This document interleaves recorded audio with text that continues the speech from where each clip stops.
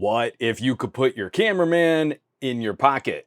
Okay, a cargo shorts pocket. I don't know, drones. It just seems to be a theme for my channel right now that I'm spending some time playing with tech that I'm personally a little less familiar with. The folks at Hover are sponsoring this video to take a look at the new Hover Camera X1. This is a successfully crowdfunded mini drone, shipping out now to backers, and other folks can grab them too. You can order, links in the description below. This thing is really cute. The Camera X1 is an ultra lightweight foldable drone with a little image stabilized camera here at the front. We've got the safety frame surrounding the props, protecting the little motors across the frame. Top of the drone has a swappable battery and 2 buttons to control the drone with 5 pre-programmed flight modes, because AI. What that means, the X1 tracks the user while recording video. It's pretty handy. And operation is super simple. You unfold the drone, you turn the drone on, you select the camera move, push circle, drone flies, not like this, it shoots your content, and when you're done, you hold your hand under the drone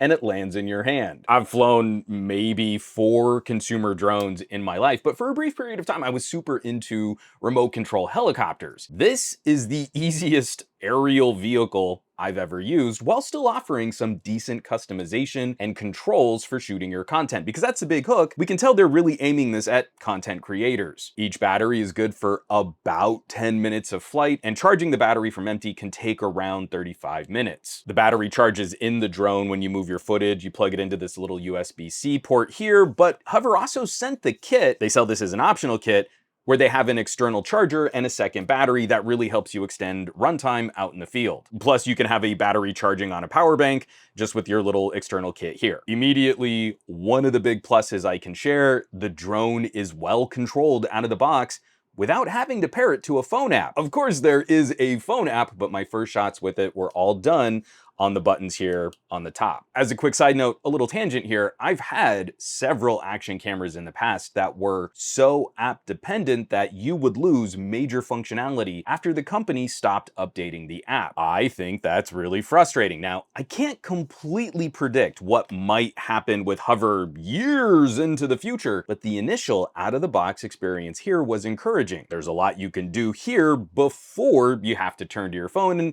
I feel that helps us future-proof just a little bit. For the buttons being so simple, there is a long press on the mode selector. Breaking down each mode real quick, we've got a basic hover mode. The drone stays put, but will track the user as they walk around the drone. Mode 2 is a zoom out and zoom in. The X1 flies out, then flies back, and you get a pair of clips for a dramatic zooming effect. Mode 3 is a really fun one. It's a follow mode where the drone will track you from behind. Mode 4 is an orbit mode if you want a dramatic loop around your subject. Mode 5, bird's eye view. It flies directly above your subject. Like the zoom mode, you get a pair of clips from that. And then there's a user customizable option programmed by the phone app. So you can already control most modes directly on the drone. You select a mode and then long press, and you will get options for distance or duration for the clip. For example, in orbit mode, you don't control how long the clip takes, you control how far away you want the drone to orbit. 4 meters, orbit. 6 meters, orbit. But in hover mode, it's not moving around, so there you select how long you want a clip to last. 30 seconds, hover. 60 seconds, hover. You select the options that you need, then you stick your arm out, you push the little activation button, the camera's gonna scan you, and then that's what the camera's gonna try to follow. 32 gigabytes of onboard storage, that's not upgradable, there aren't other options. Normally I'd complain about that a little bit more, but I'm giving the team the benefit of the doubt that they are looking to shave any and all possible weight that they can. The ounce of mass added by a micro SD card slot might reduce flight time, and it might work the battery harder if you have to write data to an external memory card. This thing is so crazy light, you really appreciate the choices made to make it this portable. I don't really feel it in the pocket of my cargo shorts. I'm used to putting smartphones in all of my available pockets, so you gotta be really careful with this. It's easy to sort of forget about, and you wouldn't want to break it. One suggestion for the folks at Hover, I personally would appreciate a first-party hard case for the drone and for the batteries. Even better if it could double as a way to charge the drone and batteries just included in the case. Now, I'll probably get a cheap hard case for this and just cut some foam to sort of lock everything in, but considering the battery recharge time, if I could cycle 4 batteries out in the field with a power bank in that hard case, that would be a fantastic buffer for shooting longer out in the field. And we can estimate either way. Hover claims approximately 20 intelligent camera moves on a single charge, or close to 11 minutes of flight time. I might end up just buying a couple batteries on my own, but with 4 batteries, that means by the time you've gone through every battery, you're hopefully about charged on your first battery, ready to go again. And on Hover's flight estimates, that's pretty close to what I got collecting samples. And for my first flights, lots of just little short launches and landings, generally keeping recordings to around a minute. This obviously depends a lot on what you're trying to do with it. You're just walking around, you'll probably get that upper estimate of recording time. This is level 4 wind resistance that stabilizes up to light gusts around 18 miles an hour, and the drone has a top speed of around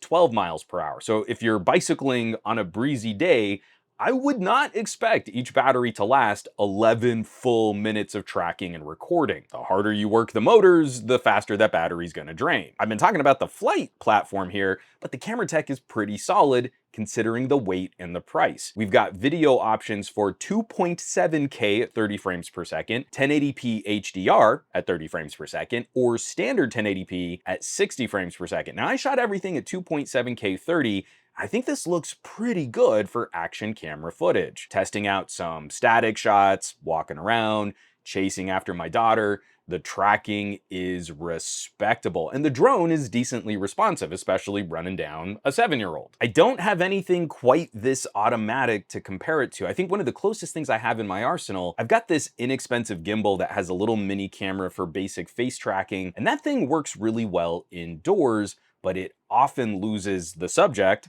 my face, in daylight or at farther distances than arm's length. This tracks like a champ even when your subject is backlit and it's kind of pointing the camera into the sun. The difference here, Hover warns not to use this in dark conditions, at night, or in areas where the drone might not be able to easily detect the ground, like if the floor is too smooth or reflective. I had great experiences with tracking, even past sunset and into some dusk light. As long as the drone could see the ground, it was tracking me and the ground really well. The hardware and software hybrid image stabilization is surprisingly good, even keeping up with those gusts of wind, accelerating and slowing down to track your subject. Looking at these clips, that's pretty good, easily rivaling some of my favorite smartphone cameras. Covering the app that runs on your phone, this is where we can install firmware updates and control the few advanced features not found on the drone itself. After a couple flights, you can unlock a manual control mode and you can fly it just like any other drone. It's over a Wi-Fi connection, so you get about that kind of range. There's a preview feed from the camera, and this is also where we can use our phone as a microphone for the drone footage. It's pretty hot today. So we're trying this out. This is the Hover X1, and I just want to get a sense of what the audio recording works like. So anything you record directly from the drone is going to have no audio attached to it, but you can use your phone, and there are some advanced noise reduction capabilities with the microphones on your phone, and it will sync that audio to your video clip from the Hover, and you can kind of have the best of both worlds. I really like having subject perspective audio. Usually you'll see me wearing those little clip-on mics. So I think it makes more sense that you would want the mic on your phone, at most sort of out at arm's length, and then you'll use the noise reduction to kind of mute out the fans from the Hover X1. And that way, if you're trying to do like a wider shot or one of those panning shots or, those orbiting shots, the audio is closer to you than it is to the drone. Also, it probably makes the audio, the noise reduction work a little less hard. So again, these clips come out better than I was expecting, considering how much whine and noise you really get from a little drone. You've got these 4 little fans that are spinning really loud. So we can kick back to the rest of the video. I'm really glad I found some shade, and please pardon all the sweat stains. The drone does such a good job of handling its own flight, but you have to be careful to look out for these pre-programmed moves. There isn't a lot of obstacle or collision detection that I can find. I didn't give it quite enough room on an orbit recording and it hit a fence. Instead of stopping or moving, it kind of tried to just keep following the orbit path and it ended up crashing into the dirt. I have a little rough spot on the prop guards right here, but otherwise the drone came out unscathed. I was pretty impressed by the durability. It's light, but it's not cheap. So if you do a follow command, you probably don't want it tracking you through the woods. You don't want to lead it through a bunch of brush because it's really not going to dodge all of those tree branches. This has been a lot of fun, and I really like it when a company touts ease of use.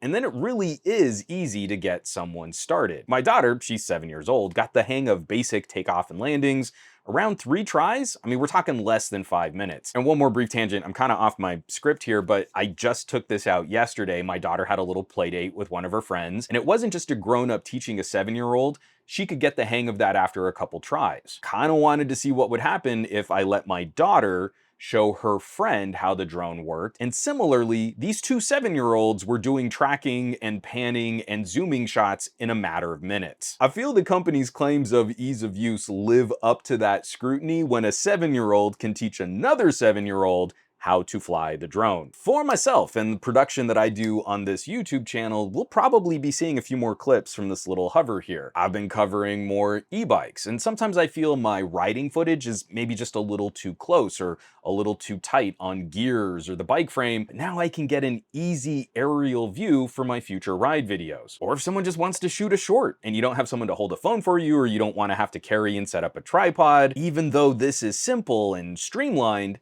it does get your brain working a little, like what else can you do with it? How far can I take this? That's the fun thing about a little content creation gadget like this, the Hover Camera X1 drone. A big thank you to the folks at Hover for sending over their little drone, and I will, of course, leave some links down below this video where you can find more information on this drone. Maybe pick one up and fly one for yourself. As always, thanks so much for watching, for sharing these videos, subscribing to the channel. All the support lately has been absolutely fantastic. Those of you who are clicking on links in the description, hitting my home site, SomeGadgetGuy.com, or if you're joining the list of names, scrolling by on your screen from my Patreon. That's patreon.com/SomeGadgetGuy.